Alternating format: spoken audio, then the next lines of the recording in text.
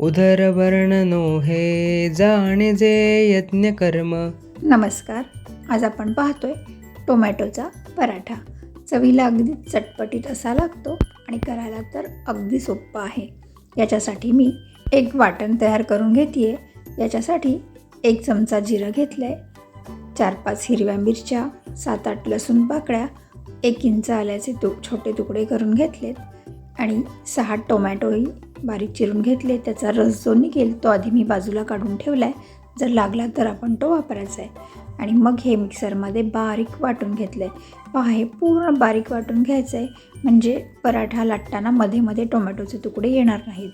आता याच्यामध्ये 2 चमचे गावरान तीळ घातलेत, अर्धा चमचा ओवा हातावर थोडासा चुरून घालायचा आहे, थोडंसं हिंग घातलं आहे आणि बारीक चिरून घेतलेली कोथिंबीर घातली आहे. आता याच्यामध्ये 2 चमचे तेल घालते आहे. पराठ्याला रंग छान यावा म्हणून याच्यामध्ये थोडीशी काश्मीरी चिली पावडर घातली आहे.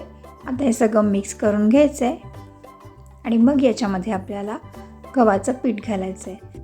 2.25 कप गव्हाचं पीठ याच्यामध्ये घालून घेते आहे. लागलं तर आपण याच्यामध्ये आणखीन थोडंसं पीठ घालू शकतो, पण आधी एवढंच घालून मी हे भिजवून घेते आहे. तर याला आपल्याला पाणी न घालता भिजवून घ्यायचं आहे. याच्यामध्ये चवीपुरता मीठ घातलं आहे. आता पाण्याचा वापर न करता आपण ही कणिक भिजवून घेऊया. याला व्यवस्थित मिक्स करून घ्यायचं आहे. या टोमॅटोच्या प्युरीमध्ये जर जास्त कणिक घातली किंवा पाणी घालून भिजवलं तर मग पराठ्याला टोमॅटोची चव लागणार नाही.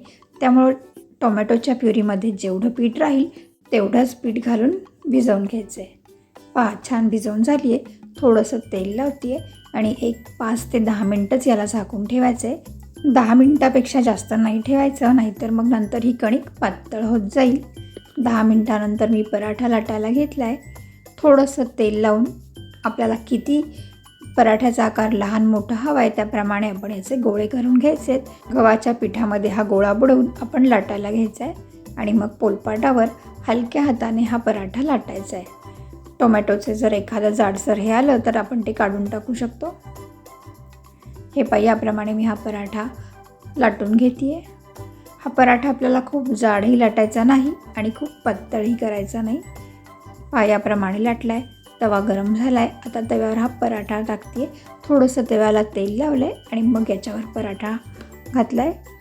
पहा, आता दोन्ही बाजूने हा मस्त तेल तूप लावून शेकून घ्यायचा आहे. तुम्हाला जे हवं आहे ते लावू शकता. हा पराठा जास्त फुगत नाही कारण याच्यामध्ये टोमॅटोचे छोटे छोटे चंक्स येतात, त्यामुळे हा फुगत नाही. हे पहा, मस्त असा पराठ्याला रंगही आला आहे आणि चवीला तर हा खूपच छान लागतो. उलटण्याने ह्याला असा थोडा प्रेस करून छान असा भाजून घ्यायचा आहे. अगदी खुसखुशीत असा हा पराठा तयार होतो. हे पराठे गार गरम कसेही खाल्लेत तरी छानच लागतात. हे पराठे चटणीबरोबर, दह्याबरोबर, कशाबरोबरही छान लागतात.